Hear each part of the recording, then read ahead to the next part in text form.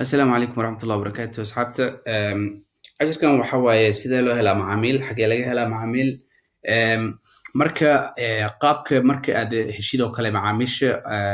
sida loo helo horta waxa waaye kow inaad macnaha adiga aad lug ku raadsato ama inaad xayisiin samayso oo aad ugu tala gashay inaad macaamiil ku raadsatid xayisiintaasna aad ku target garaysid business owners dad business iskale ama ganacsi iskale aad ku target garaysid oo detail targeting oo kale aad ka dhigatid business qof ganacsade ah oo kale aad ka dhigatid oo different campaigns aad samaysid oo macnaha sida aniga aan u samaynay oon xayisiinta aan u samaynay u samaysid haddii aad website lahayn aad whatsappkaaga ku xiratid haddii aad rabtid in lagula soo xiriiro lagu soo waco aad saas u samaysid oo macnaha xayisiin aad samaynaysid waa tan ugu fudud oo lagu helo customer oo bishii 3 4 5 6 customer oo kala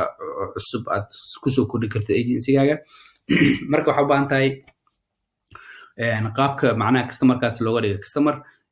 waa inaad macnaha appointment aad u samayso oo qofka markuu soo diiwaan geliyo aad waqti u samayso tiraad waqtigaas ayaan kusoo wacaa ama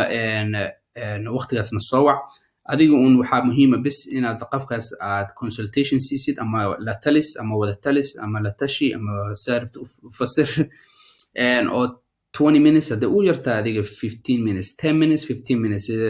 macnaha 10 minutes ay ka yaraanin oo macnaha qofka aad rabtid inaad weydiisid ganacsigiisa kow waa maxay ganacsigiisa inaad weydiisid labo meesha hadda wax u marayaan inaad weydiisid oo macnaha hadda meesha wax qof ganacsigan oo meesha wax u marayaan oo businesskiisa meesha hadda marsiinayo inaad weydiisid in macnaha aad weydiisid inta oo ganacsigan soo socday oo ganacsigan imsa sano jiraa inaad macnaha information adiga basiga oo adiga ahaantaada ku anfacayo aad qofka weydiisid maadaama uu ganacsade yahay qofkan waa business owner business uu leeyahay maskaxdiisu waa business marka maadaama uu business yahay marketing iyo waxa shaqadiisa maahan marka qof oo sales iyo business iyo marketing iyo business owner waa laba kala nooca marka maadaama adigu marketingkan iyo qaab wax loo xayeysiiyo iyo maskaxdaadu ay saas noqonayso hadda oo kadibna marketer oo aad ku takhasusay inuu qof oo ka soo qabto Facebook ama ka soo qabto meel kale oo kadibna wax ka iibiyo aad ku takhasusaysid qofkan business ownerka waxaas shaqadiisa ma wuxuu yaqaanaa business loo kala wado marka wuxuu u baahan yahay marka qof oo customer keeni karto maadaama wixii asiga uu haysto marka waxaa u baahan tahay marka inaad weydiisid basic questions oo ku saabsan ganacsigiisa iyo sababta uu kula soo xiriiray marka haddii oo aad macnaha interview yar ama consultation yar aad samaynayso oo 10 to 15 minutes make sure inaad mar walba aad samaysid waxa la dhahay discovery oo discoveryguna waxa waaye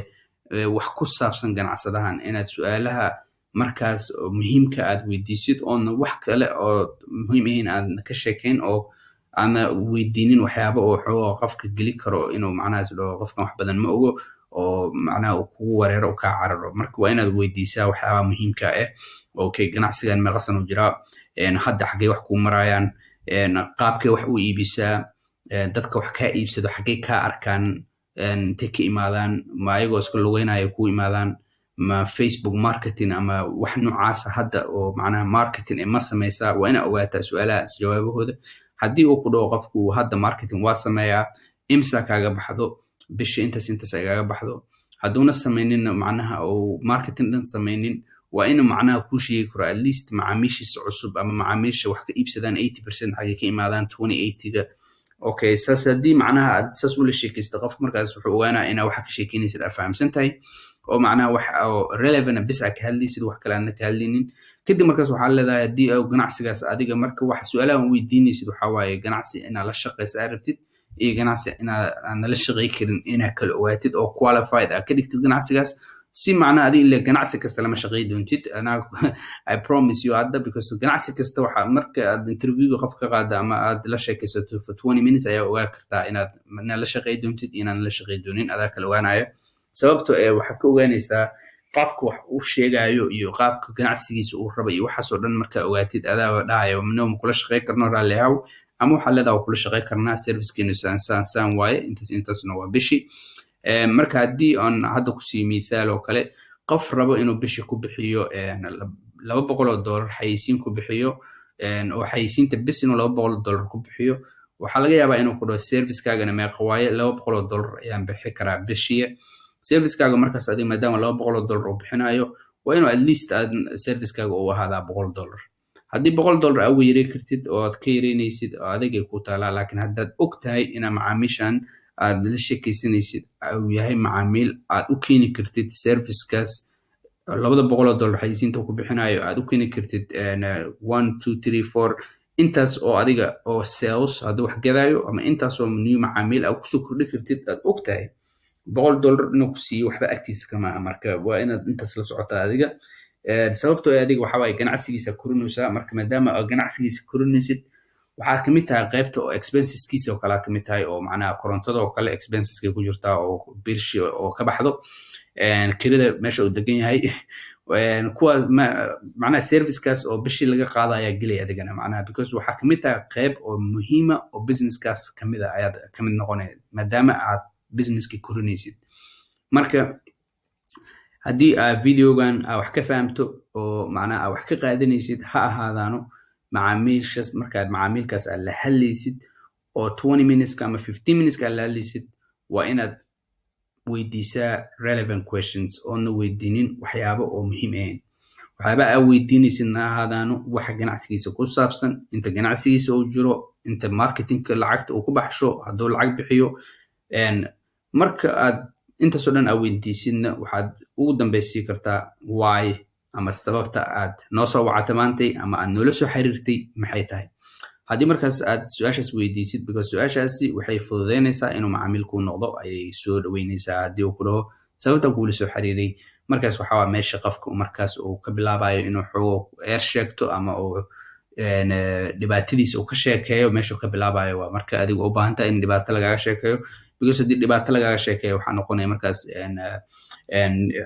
dhakhtarka oo kale markaa u tagtid obviously waxaa u sheegataa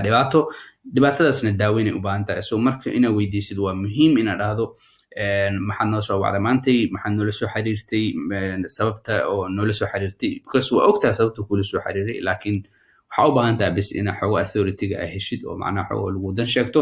kadibna markaas waxay fududeynaysaa markaas in lagu ay selko ama inuu macaamiil ku noqdo ama transactionka saa u taqaanidba in markaas ay dhacdo ama ay fududaato ayay fududeynaysaa. jawaabtaas su-aashaas jawaabteedu marka ha ilmaamin I know marka kow aniga aan isku dayay xogo waa ka cabsanaya laakiin waa fahmi karaa inay macnaha xogo wax macquul ahayn ay kula eg tahay laakiin waa very important waa powerful inaad weydiisid oo tiraahid sababta noola soo xiriirtay maxay tahay maantay. haddii aan ku weydiiyo dhibka ugu weyn oo aad macnaha dareemaysid oo noola soo xiriirtay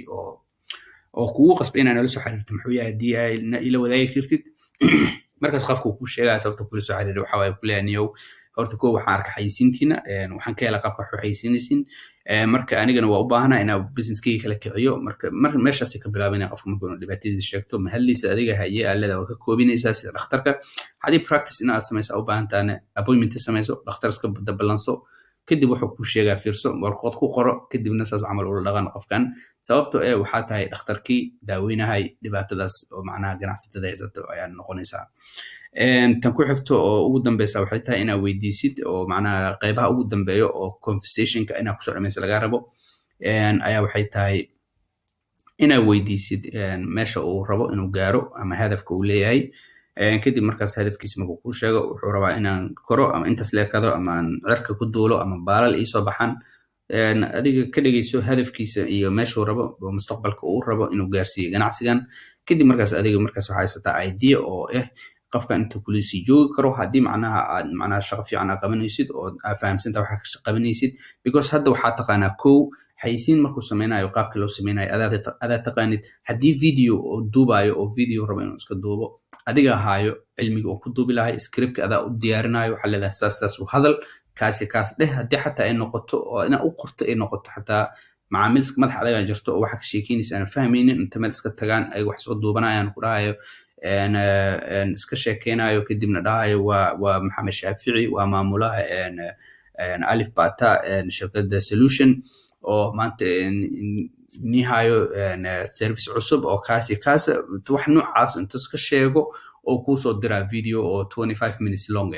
marka 25 minutes long video oo laga sheekeeyey historygiisi iyo inta waxyaabo fara badan oona macnaha Facebook aad loogu talagelin oona hal conversion aan ku keenin oo kuusoo diraaco kule videogaas iyo xayeysi. marka waxaa fiican macaamiisha haddii aad tahay digital marketing agency waxaa muhiima oo inaad ogtahay muhiim ah in macnaha macaamiilkaas aad la shaqaynaysid in adiga aad tahay leaderkii ama garka aad u haysid oo hadday noqoto video in la sameeyo aad adiga sheegaysid in video la sameeyo oo aad dhihi kartid video aan sameynaynaa videogu waxaad sheegi lahayd anaga kusoo diyaarinayno kadib markaan kuusoo diyaarino oo ku keenaynaa haddii telefoon aad iskaga qaadaysid iyo haddaan iska qaadaynba waa kanaha warqadan wax ku qoran saan u sheeg isbaaridii adaa u samaynaysid benefitka adaa u samaynaysid waa maxay adaa u samaynaysid maadaama wixii aad taqaanid adiga oo macnaha aadna ku dhibtoohinin inaa wax yar aad qortid ama aad u diyaarisid oo saas u hadal aad tiraahid wax weyn maaha haddii oo picture watana pictureka kasoo qaado picturekaas xoogaa qurxi canva emails ku samey kadib xayisiinta saar laakiin copyga meesha ku qoraysid qoraalka meesha ku qoraysid aado qoraalkii oo sida aniga aan qorinaynay oo sida aniga secretka noo ahayd inuu ku ahaado kadibna asaas aad macnaha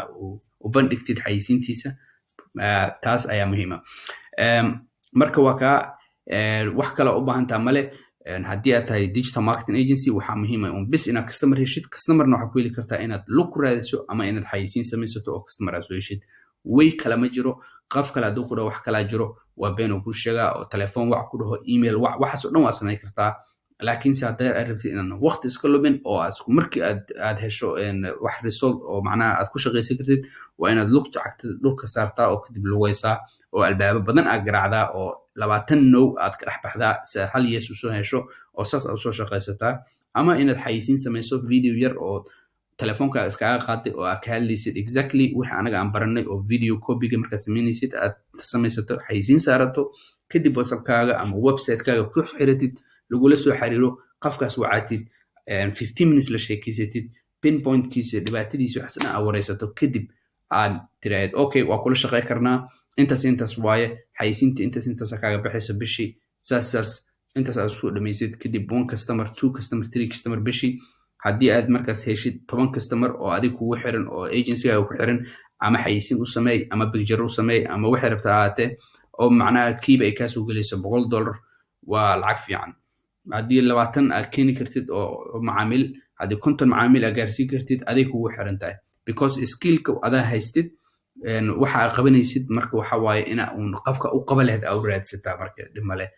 cashirka ku xigi doona waxa waaye qaabka loogu soo daro facebookkaaga haddii macaamiil aad hesho markaas dhawaada asalaamu calaykum waraxmatullahi wabarakaatu